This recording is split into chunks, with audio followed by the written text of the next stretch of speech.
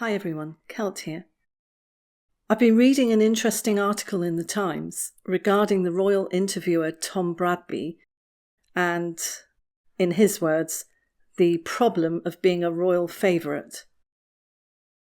Charlotte Edwards, who is a columnist interviewer and feature writer on the Sunday Times, she's also previously written for the Times, and she's the 3 times British Press Award winner and was named Interviewer of the Year in 2017 and 18.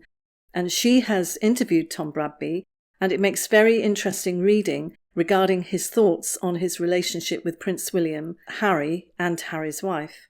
The article describes how Tom is happier breaking stories and being part of them, and says that he cannot help making headlines, whether he's bringing Harry's wife's emotional struggles to the world's attention or wrestling with his own mental well-being.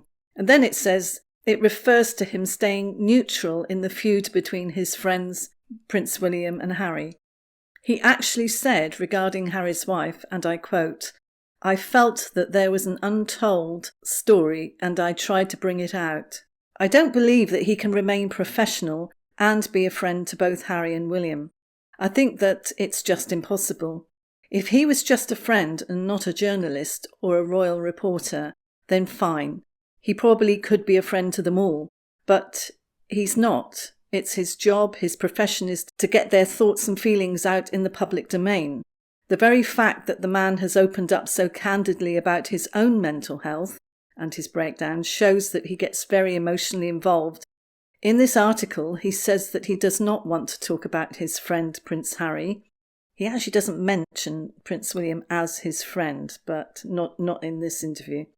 And he doesn't want to talk about the fallout from his documentary in Africa in 2019, whereby he asked Harry's wife if she was okay, which kicked off a load of memes about whether Harry's wife was in fact okay. And we all remember those, don't we?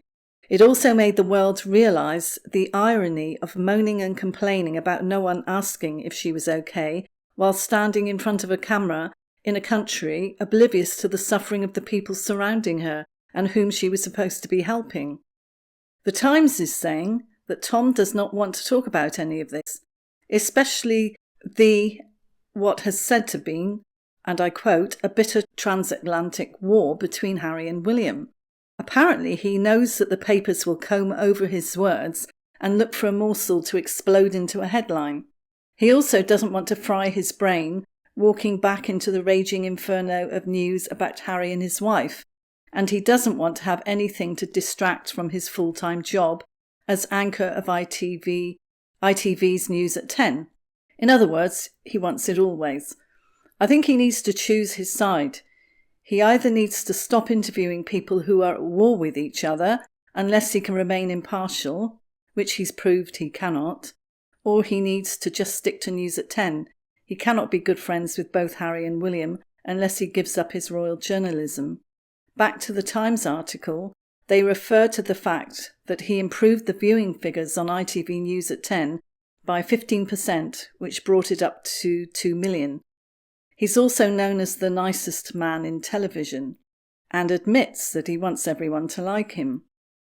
The interviewer said that because he's the nicest man in television, he basically says that he doesn't want to be talking about Prince Harry for a very long time.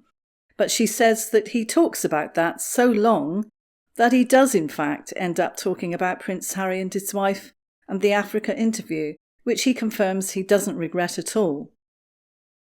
Charlotte, the interviewer, says that because Bradby is so nice, he has made her lunch, which included Waitrose flans, salad tossed with pomegranate seeds, chocolate truffles, Nespresso with frothed barista Oatly, and his soundtrack, which is playing George Michael's Singing Last Christmas.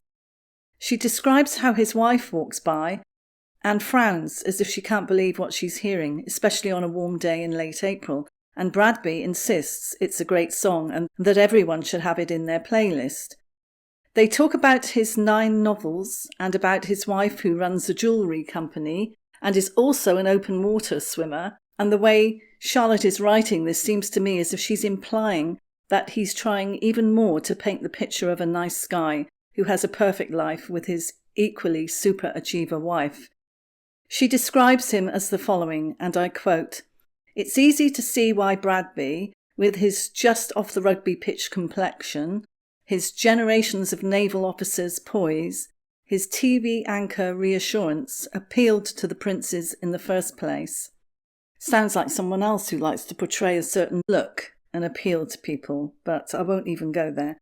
He was asked to travel with Prince Harry to Lesotho for a documentary in 2004, and also asked by Prince William to conduct their engagement interview in 2010. He was a guest at both royal weddings and soon became known as a palace favourite in media circles. She refers to the interview with Harry's wife whereby she uttered those immortal words, "Not many people have asked if I'm okay." She also describes Prince Philip's funeral whereby, over footage of Prince William and Harry talking afterwards, Bradby talked about funerals being moments of reconciliation, about people really wanting to see that, etc., and dropping massive hints, basically, and inferring that the brief words that Harry and William exchanged were, in fact, reconciliation. Well, he was certainly wrong about that. Reading Charlotte's account of her interview with Tom Bradby, I get the impression that she's not impressed by him. I sense it's a hint of sarcasm with what she's saying. She implies that he's keen to talk about it, but he can't because everything he said would be picked apart. From what I'm reading, it seems as if someone who likes to portray an aura of goodness and peace, but also likes to chuck a hand grenade or light a fuse and run away, and then reports on the carnage. Obviously, he needs drama to give us entertaining interviews or news, but it seems as if he's okay so long as he can report on stuff and it doesn't touch him personally. And yet he seems to battle with the desire to be known as good friends with the royals, and especially the two princes, and wants to portray himself as totally unbiased. But he's already shown that he's very biased towards Harry. And by saying that he would love to talk about it, shows, I think, that he's implying he has some juicy info which he would love to share, but can't, out of respect for William. Or is it that he doesn't want to lose his royal connections and work? He says to the interviewer that he is being a bit self-protective and staying out of anything to do with it right now. But then the interviewer points out that he is more than happy to talk about his mental health, his breakdown and what caused it, or what he believed caused it. He apparently tried to help someone in a submerged car and he had eye contact with the person, so it obviously traumatized him. And along with his father's illness, those two things combined to cause his mental health to suffer at that time. He talks about his family being uber alpha and emphasis placed on sporting prowess and how fanatical his father was, which seems to have resulted in his strong desire to control his destiny and basically to win. So he sounds a little bit like a control freak and power hungry. It seems that when he's not talking about what he's good at, what he's achieved, another good topic of conversation is his mental health crisis, whereby I suppose he does appear as special and important because he overcame it. But I am more impressed when someone just gets on with things without referring to something in the past over and over again to impress or gain credibility. He talks about all his previous jobs as Northern Ireland correspondent, Asia's correspondent, political editor before settling into News at 10. And he protests that he never wanted to be a news presenter per se. He loathes the attention. I would never have thought that of him. He protests that he avoids Twitter nowadays, and that he never wanted to be on television at all, which seems very contrary.